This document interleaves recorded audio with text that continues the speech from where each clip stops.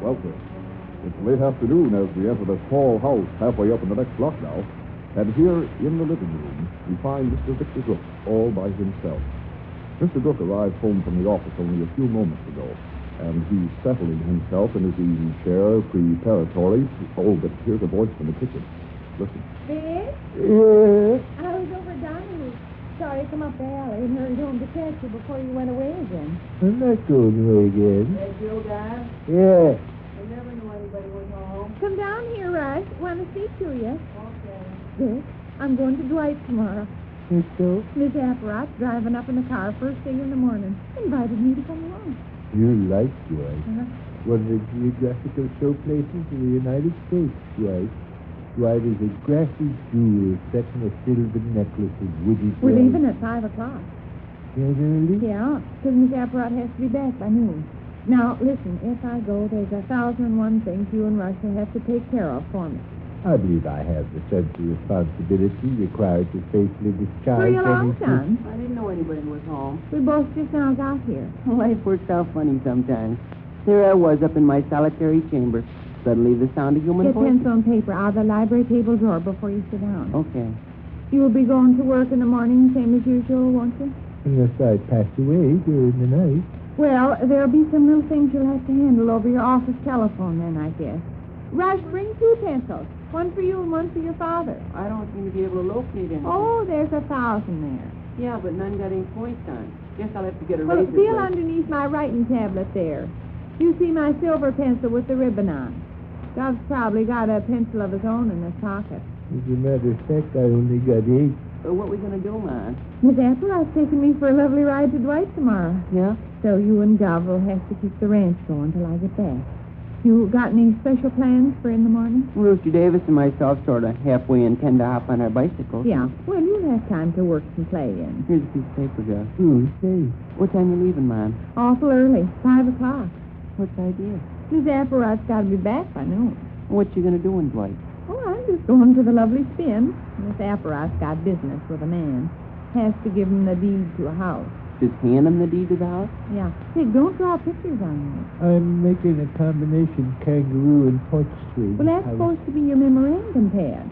And I want you to take down the different items careful so you'll be sure to get them straight.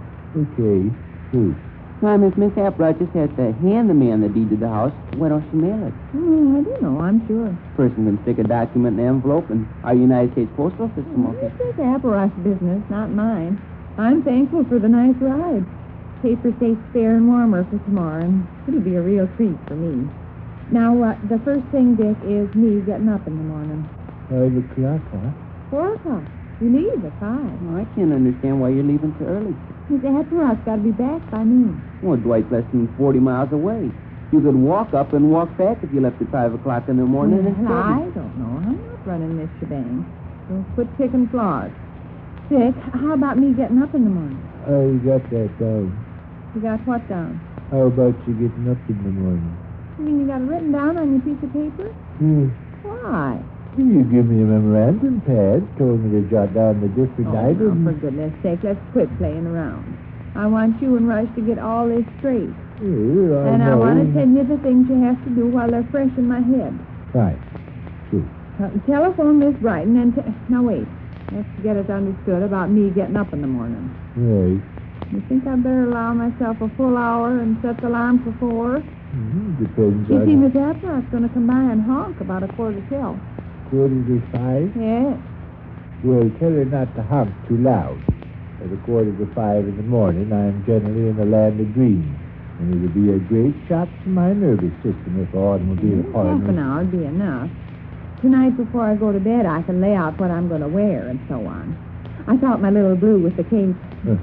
That looks kind of automobile-ish and nice. Little blue cage. What you writing it down for? I was under the impression... Now, quit fiddling, Dick. Plain. Yes, I guess a half an hour will give me enough time. See, I can hop in my clothes and have a cup of coffee, but... Oh, right, before I forget. The coffee man comes tomorrow. Tell him not to leave any this time. What if I don't see him? You'll see him.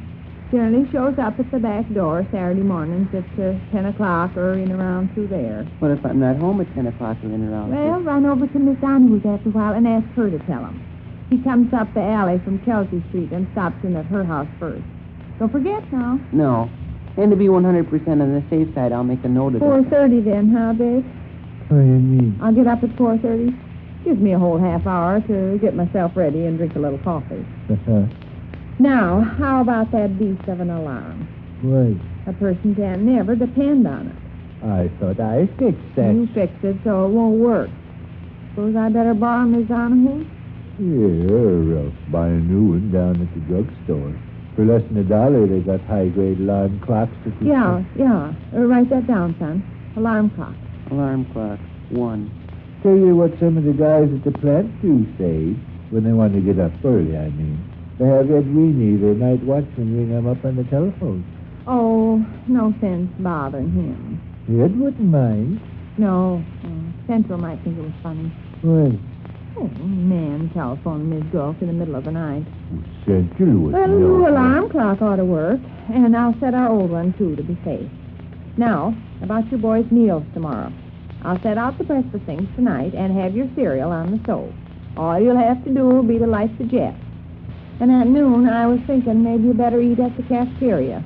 They got good, substantial food there. Select meat and potatoes. And, Vic, don't let Rush fill up on strawberry shortcake and stuff. Okay. You'll be home at noon, won't you, Mom? Oh, that's right. I will. I forgot.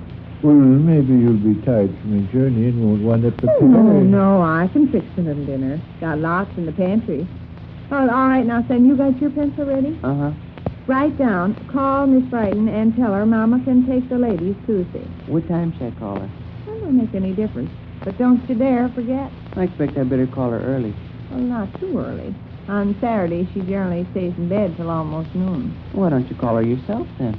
Like I told you 10 million times, I'm going to be in Dwight, Mr. Emptyhead. Yeah, but you'll be back by noon. Oh, where's my head now? I guess you got the idea you're going to be away a week, kid. Yeah, I get to go on trips so seldom it kind of puts me in a stew. This will be the first long trip I've had in heavens knows when. You don't call going to Dwight a long trip, do you? It's long enough. 40 miles? I'd hate to walk 40 miles. Listen, does Miss Applewhite have to do anything in Dwight besides hand this man the deed to the house? No. Is she going to hand the man the deed and then turn the car around and start for home? Yeah. And you're leaving at 5 o'clock in the morning? Prompt at 5. I estimate you'll be home again before Governor you're out of bed.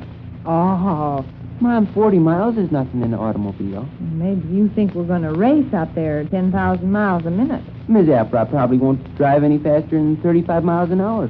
But even at that, you'll be back home by 7:30. Oh, It's the truth. In a car? Yeah, 8 o'clock at the latest. we'll be back here by 8 o'clock? Well, if you go slow, you will. If Ma Applewhite steps on it a little, and she probably will, because there won't be anybody else on the hard road that early, you ought to be back around 6:45 or so. Oh, but it's 40 miles both ways. Yeah. Makes 80 miles altogether. Not quite, Mom. It's really only 37 miles to Dwight. 74 altogether. And we can go 74 miles leaving at 5 o'clock and get back by 8? I could almost do it on my bicycle. I guess I better phone Miss Applewhite. Why, kiddo? I don't think she realizes. She thinks we're going to have to hurry like a house fire to get to Dwight and back by noon. Got lunches packed and everything. Now, you fellas ain't fooling me about this, are you? No. You can actually drive all them 74 miles at nice, decent speed and be back by breakfast time? Sure. Well, I don't know.